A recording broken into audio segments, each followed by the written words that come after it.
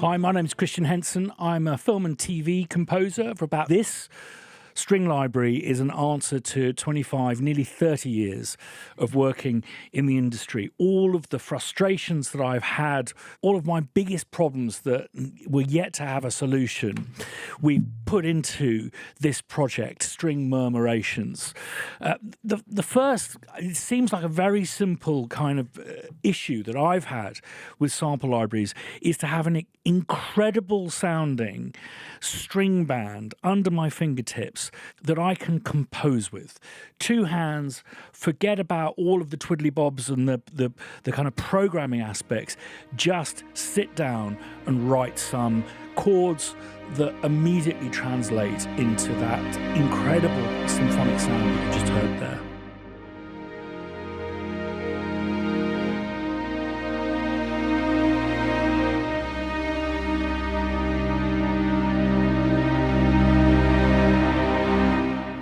So it's a band recorded in Glasgow, this new facility called Assumption Studios. It's a big old string band, hence that just incredible weight and volume of sound. But the idea was, instead of capturing samples, was to capture parts of performances, stuff with shapes.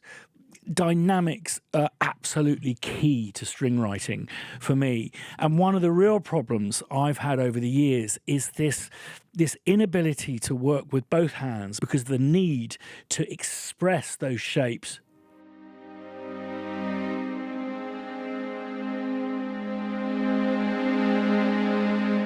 With the use of a controller. And whilst you can do that with this library, the shapes are also inbuilt so that they can be composed with, not just programmed with. Let's hear the consordino with the mute. I'm just silk.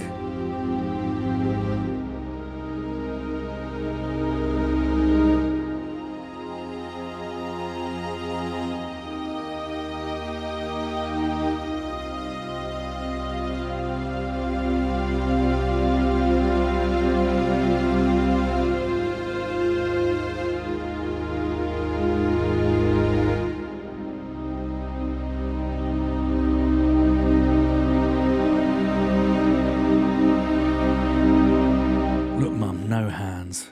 Sul pont, a little bit scary.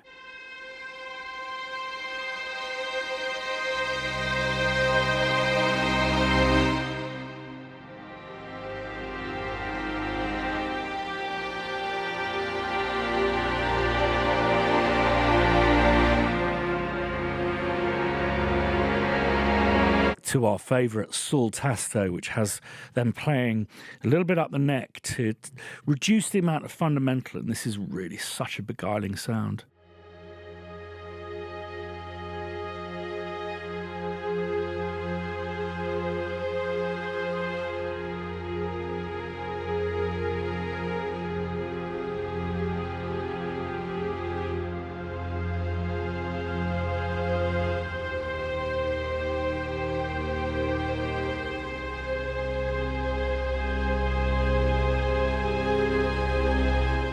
Now, the reason I've started with these relatively simple patches is to give you a sense of the sonic quality and the usability of the library. But the trailblazing thing that we've worked on here is my desire to create that realism in the movements between notes without using phrases or bits of other people's compositions.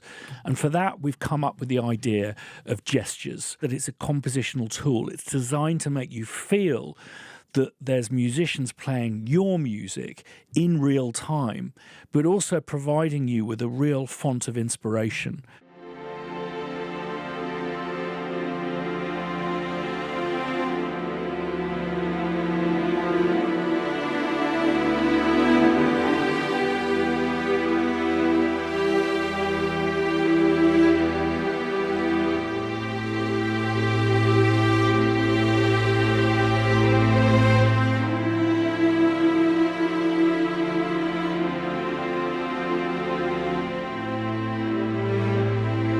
just absolutely comes to life with so many incredible surprises. Basically, every note that's within that scale has a gesture on it. We've selected the scale C. Now, if you've not worked with or have theoretical knowledge of scales and modes, there's a link down below to a post which will get you up to speed on those within minutes. But basically, the key of C offers you various different options, like playing something very kind of majory,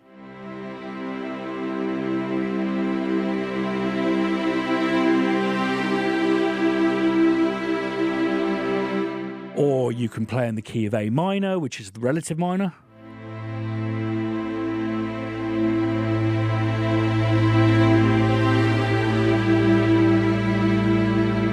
Or indeed one of the modes like D Dorian.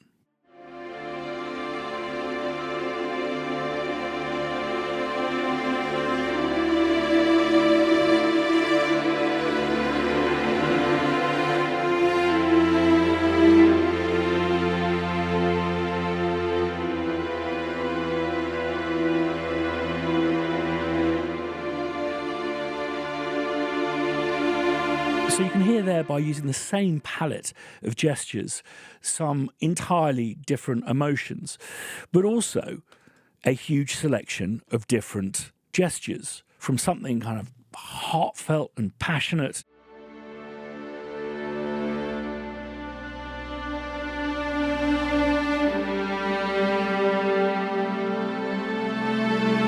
to something maybe a little bit more ominous.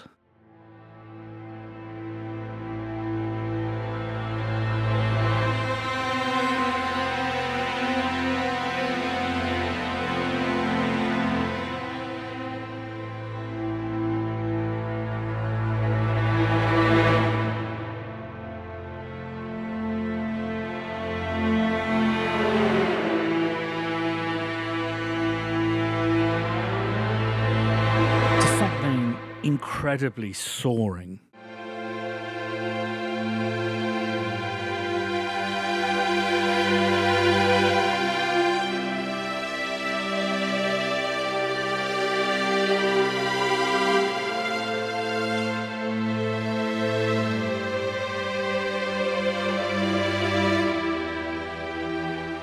Tender and loving.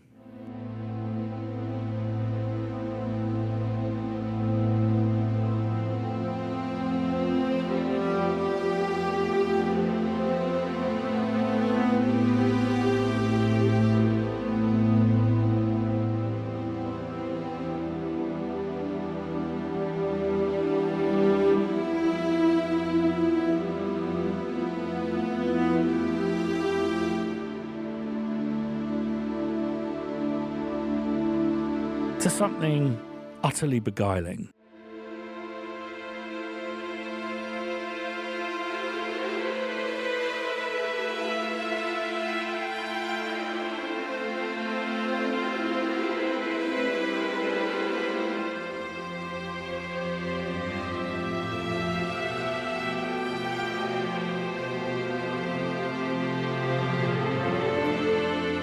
Now, what I'm playing you is loads of gestures mapped right across the keyboard.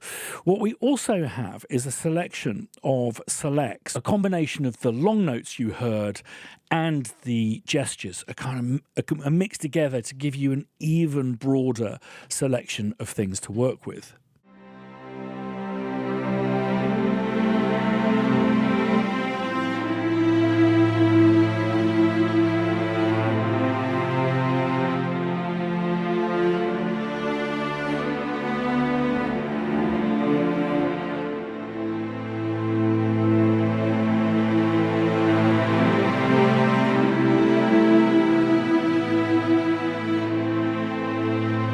Methods that I use to control when the gestures appear is to use a technique of re-triggering. So if we go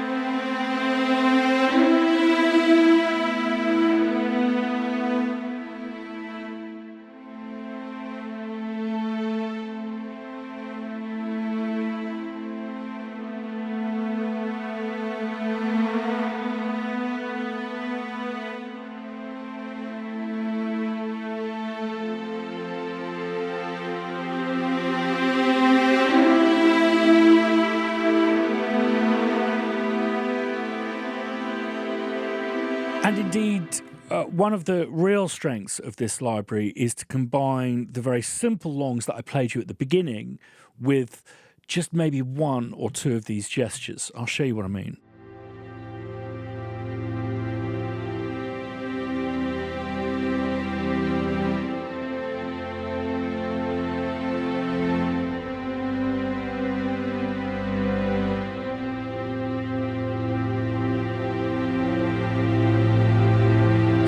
Do is I'm going to take that long sustaining note there and see what happens if we replace that with a gesture.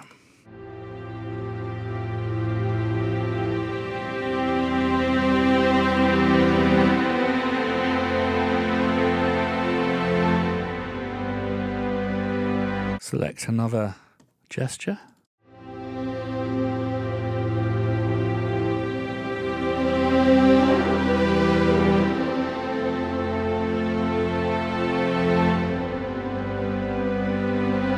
Wanted it just to come in a little bit lazier, just move it along a bit.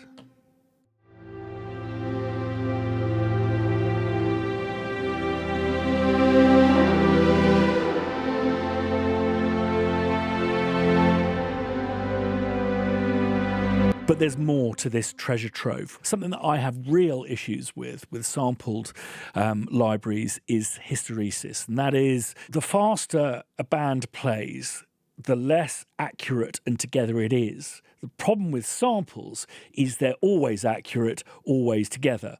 This manifests itself when working on fast passages.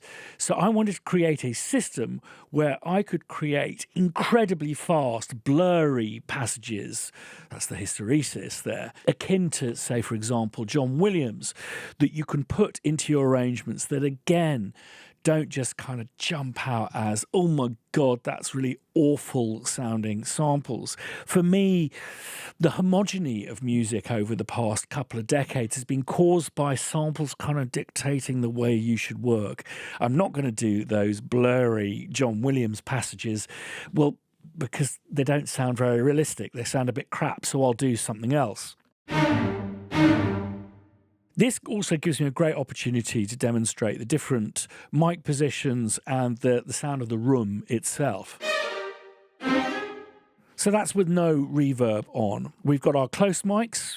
Always caution with these. It's not the preferred microphone that engineers use. The whole point of an instrument is to generate vibrations in the air. If you don't record enough air, you don't get enough instrument. It's not the instrument that you hear, it's what it does to the air. So close is nice and close, offers a focus, but not necessarily particularly with these, the blurry kind of effect you want.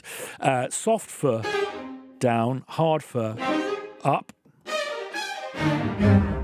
So that's our close, our mid-range, which is, if you were the conductor, this is what you'd hear.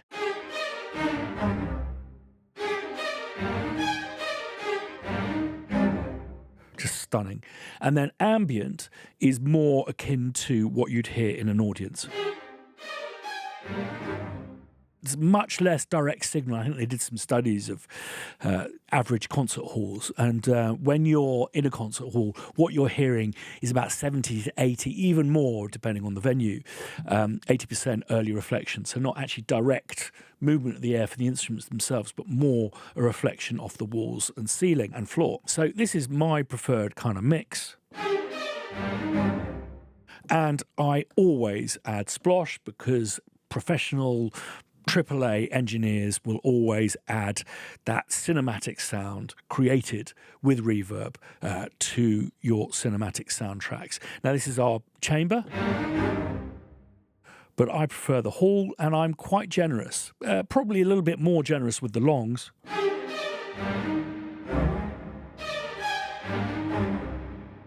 We've got a whole bunch of these blurs, and the idea is that you can key switch between them to create incredibly complex passages.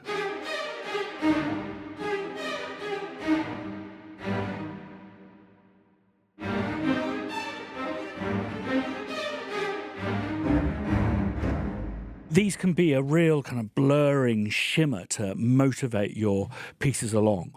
They lock to your host tempo, would just add to your drawer of utensils that you can apply to your orchestral programming and not feel limited by the limitations of samples.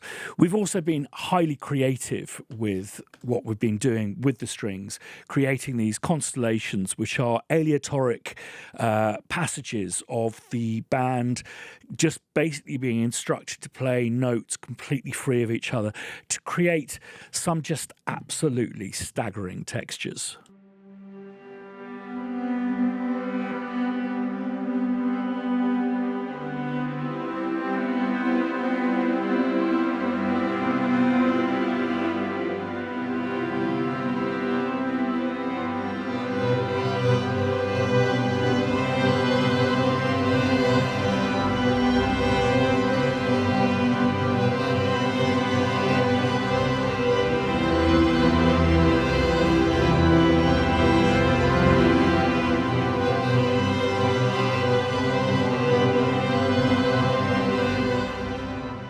There's a great selection of onboard effects. The reverbs also include beautiful glisten.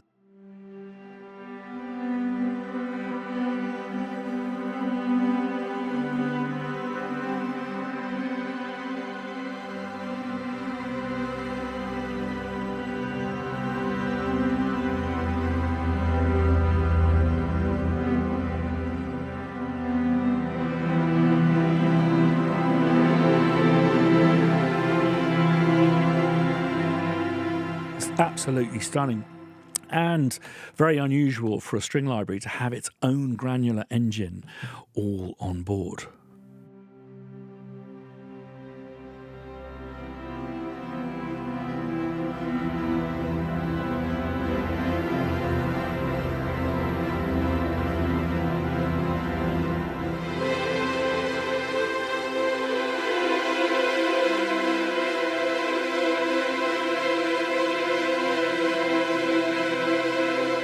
You can probably tell that we've had a lot of fun with this library. If we go back to the bonus, this is where the longs that I played at the beginning, we've also got, as you gradually work your way down, they become more produced and processed, but in a way that you can only achieve with real string samples. They have that amazing complex harmonic range.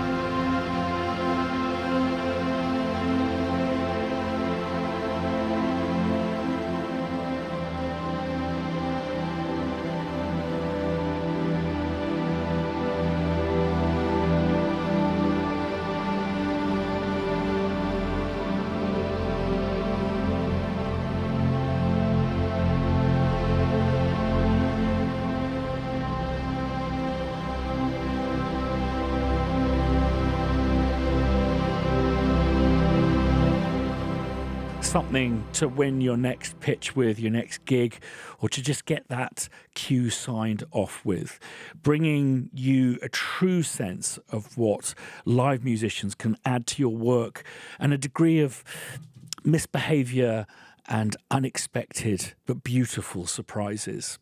If you'd like to find out more about string murmurations, check out loads of demos and more information, specifications and all of that kind of stuff. There's a link in the video description down below to the crowhillcompany.com. We're trying to bring something new to orchestral sampling and sampling as a whole, and I hope you agree that this is something well worth checking out as a possible new way of working, a new way of understanding the power of performance above and beyond simply making samples and making music with stuff that is simply samples or simple samples. Anyway, I'm waffling. Thanks so much for watching to the end. One of those, always much appreciated. If you haven't subscribed yet, we're bringing out so many tools that challenge the paradigm, and I hope bring something new to the table, something that helps you feel like an individual, someone creating something that responds to the humanity that we've captured herein. See you next time.